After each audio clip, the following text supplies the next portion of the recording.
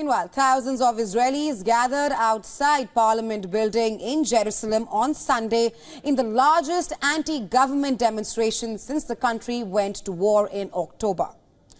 Now, US and Israel are expected to hold a virtual meeting to discuss the Biden administration's alternative proposals to an Israeli military invasion of Rafah. The meeting, which was supposed to take place last week, has become a contentious issue between Netanyahu and Biden. White House National Security Advisor Jake Sullivan is expected to lead the US side in the meeting. Now, the US team includes representatives from the Pentagon, State Department, and the US intelligence agencies. Meanwhile, Ron Dermer and Netanyahu's National Security Advisor are going to lead the talks from the Israeli side, with senior defense and intelligence officials participating as well.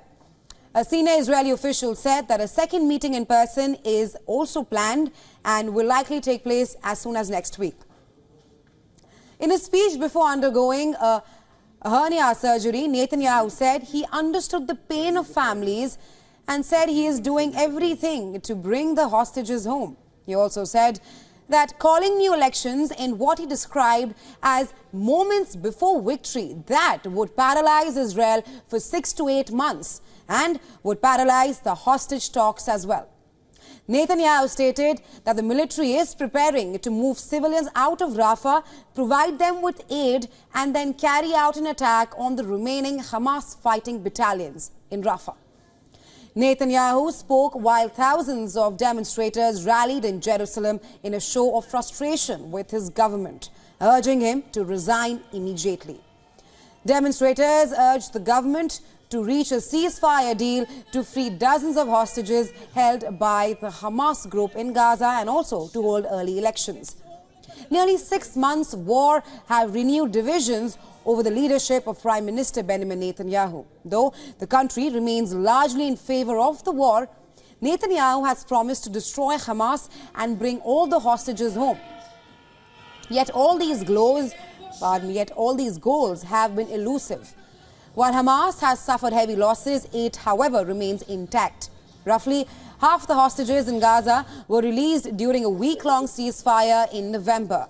But attempts by international mediators to bring home the remaining hostages have failed. Talks resumed on Sunday with little expectation of a breakthrough. Hostages' families believe that time is running out. Demonstrators blame Netanyahu for failure of October 7th and say that deep political divisions over his attempted judicial overhaul last year that has weakened Israel ahead of the attack. Some also accuse him of damaging ties with the US, which is Israel's most important ally. Netanyahu is also facing a litany of corruption charges which are slowly making their way through the courts. Critics say his decisions appear to be focused on his survival over what the country needs right now. Many families of hostages, they had earlier refrained from publicly denouncing Netanyahu to avoid antagonizing the leadership and making the hostages' plight an issue. But some now want to change course.